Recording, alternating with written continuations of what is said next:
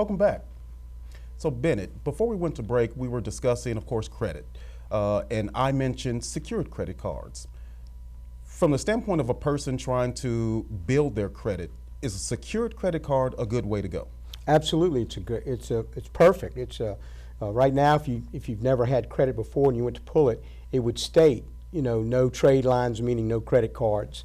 And by getting either a loan or a card, and what you want to do is you would open up that savings account at that bank or credit union, and they would give you a card or a loan, whatever you wanted, based on that, with that being collateral.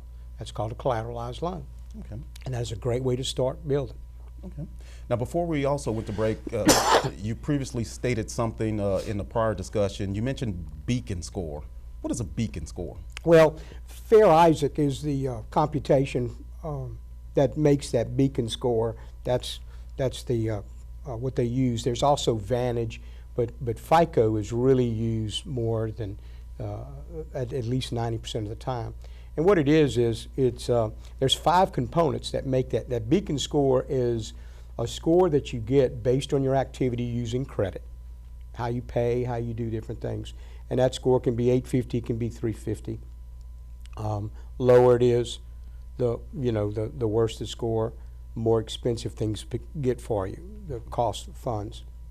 So what you want to do is maximize those 5 components. We've already mentioned the first one, which is paying on time. That's 35% of it. Capacity is 30% of it. What are you using versus what the credit card company has given you? So for example, if you have a Sears card and you've got $1,000 credit, if you use a 900, you're almost maxed capacity. Mm-hmm. So you want to stay in revolving, meaning every month having a balance at 30%. Okay. So that example would be $300 or less. Then you're getting positive feedback. Okay. The higher you get to that maximum, that changes. So 35 and 30, 65% of it is paying on time, and what are you using versus what you've got available to you. People ask me all day long, what do I do if I pay off something? Should I cut the card? If you can control yourself, I tell you no, because 15% is how long have you had? So that's a freebie, if you think about it. Cool. 15% is how long have you had credit? Okay. And then another 10% is type of credit, and then 10% is new credit. Okay. And that's what makes that 100%, that beacon score. Okay. Now let's get into the area where we have those people who had credit cards, didn't do the things that were necessary to pay them on time. Let's say maybe even just refused to continue to pay those credit card companies. Now they've moved forward in life a few years and they need to try to reestablish some credit. What tips can you provide to those individuals as to how to now repair their credit? Well, the first thing we need to find out is where are we? Okay. It's so important. That's why annually you should be looking at that, getting it. You can get Credit Karma, Credit Sesame offers your credit score. It's not what we call a risk-based, but it is a starting point. I will tell you those companies make their money by bothering you, telling you you've been approved for this card or that card. Okay.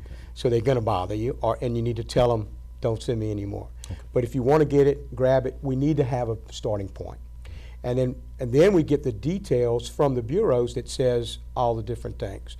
So let's find out who we owe, if we've left any bad checks, and let's negotiate that. Mm-hmm. Let's get those things. We got to get those things because they're yours. If they're yours, we've just got to take responsibility.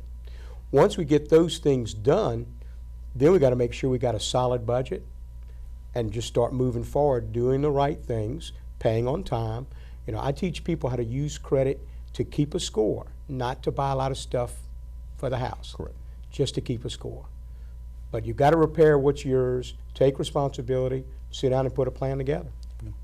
Now, one thing that I've, observed out here in the immediate society here, and when I say immediate society, I'm talking about the East Baton Rouge Parish, Ascension, those areas immediate to where we are today. One thing that I've seen that's emerging a lot here are credit repair individuals or agencies. Do you have any type of view on those particular entities? And of course, I'm not saying it to try to cast any of them in a bad light. Right. Just like anything business-wise, you have good apples and bad apples. So I'm not negatively trying to talk about them. I'm just talking about the idea of a credit repair agency. Is that something that you say you would recommend? You know, I don't recommend it, and the only reason why I don't, and this is really a Bennett thing, is because I really believe you have to educate yourself on everything. Whether you're retiring and you want to go into a stock, look at that. But what I want you to do is you can repair your own. You can look at what you have by getting that free report. And if you're having problems, sit down with somebody like me that'll give you the advice for free. I'll sit down with you or help you repair it. We'll get you on a budget. But the main thing is, because what you want to do is learn through this process, so moving forward, you're doing different things than you did to get yourself into that situation. You're thinking strong about making purchases. You know, do I really need that 4K TV? I've got 5 of them at the house. You know, I mean, it just allows you to think through stuff, and that's what you want to do. As you're going through the repair, I don't want to do this again, so I want to learn. I strongly recommend you working with someone for free.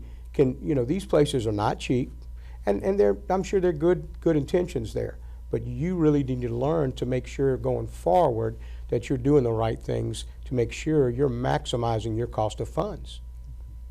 And when you state that individually we can do certain things to repair our credit with the credit bureaus, give me some examples of some of those things. Well, one of the things right away that you do, once we pull that information up and we determine what it looks like, it gives us the ability to dispute that right then. Now, explain what a dispute is. Okay, so you see something on your bureau that doesn't belong to you. You know, I mean, JCPenney's had a charge off. I've never had a JCPenney card. But your last name's Smith, and there's another Smith that had it, and maybe it could have, you know, applied to you wrong. So you want to dispute that right away. The bureau's going to investigate it. They've got normally around 30 days to get that response back from JCPenney. But what should happen is that should be removed. Okay. And you can do that. What I would recommend to folks, when you go online to get your bureaus, you're only going to have a few days to have access to it. Create a folder, 2018 Equifax Credit Bureau, move it immediately to that folder so you have access to it. Okay. And again, if anybody wants to know how to do that, they can call me. I'd be happy to help them through it. Now, with the dispute process, are there charges or cost involved? There's no charges, no cost. You have the right to dispute it.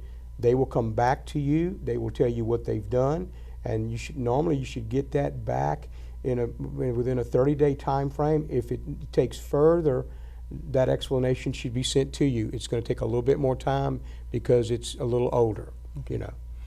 Now, with you having such extensive experience, I'm going to say, given the years worked in the system with credit, is it true that a bank credit card carries more leeway on a credit report than, let's say, a Walmart credit card? Is that true, or is that false? No, you know, there's different types of credit that make a difference, but a credit card is a credit card. It's called a trade line when you pull your bureau. Okay. What matters is the different types of credit. So credit like title of a car, automobile, home, that's much stronger because there's collateral there. A signature, like a credit card, there's no collateral. So that's not going to count as much as would a title of a vehicle, because the idea is that the person is, they need the card, they got skin in the game. And if the card's not paid, we can take that title and that vehicle and resell it. So those types of different credits do matter. The credit card is going to be a little less than the title. Is going to be a stronger line of credit.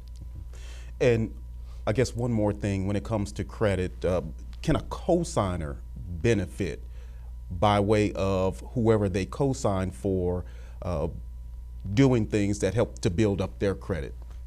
Well, there's 2 rules, yes, and then I will tell you my next statement is you don't want to cosign for anybody. Okay. You truly don't, because if the person's paying on time, it's wonderful, but if they don't, it's impacting you. It also is going to impact your debt to income ratio, so you're going to be viewed when you want a loan, that is going to be part of what the bank looks at. So the bank looks at your debt and your income and your ability to pay all that back. If you've co-signed for 3 children and the average cost of the vehicle is $50,000, now you got $1,700 in co-signing, your debt to income is going to be much higher. So if you want a loan, you're going to have a difficult time getting a loan. Gotcha. I always tell folks when it comes to family, and I see a lot of this happening, if a family member comes to you for a loan or to sign something, if you have the cash, give it to them. Most time they don't pay back, and it really causes feuds. Really causes a lot of feuds, and there's not a dollar worth of family feud. And so I say to you, you just tell them, no, I don't have it. I can't afford it. But I don't recommend co-signing for folks because I've just seen really bad stories on all types, and it does impact you in a negative way if they're not paying on time or they're having issues. It's all on your credit too. Gotcha. So, in essence, if I co-sign for someone, my credit score can go down. Absolutely. Once they do not make the payments. Absolutely. And that can have detrimental effects on me as I move forward Absolutely. in life. And your debt to income automatically goes up because now you're taking on that debt too because it's on your bureau. Got you. Well, Bennett, I tell you what, I thank you very much. We'll definitely have you back because there are some more things that I would like to talk about from a financial standpoint that I feel will help the audience. Let's remember, guys, credit is very important. As was mentioned earlier, credit can affect every part of your life from the standpoint of where you reside. Sometimes it can affect what vehicles you drive. It can also affect the jobs that you can or may not be able to have. Credit is very important in today's landscape. We must always do the necessary things to make sure that we're improving our credit. If we fall behind on bills, contact that particular creditor and try to make arrangements so that you can get back on track. One thing we should never do is shy away from that letter when it comes into the mail and we know it's a bill collector trying to receive payment. Because the more you allow that to be protracted out, the more you're going to be inclined to come see someone like me, because eventually that creditor is going to sue you and we're going to have to try to mount a defense. Once again, I thank you for joining us on this show. I hope you were able to take something away from it that will help you as you move forward in life. From my people here at MeTV, thank you.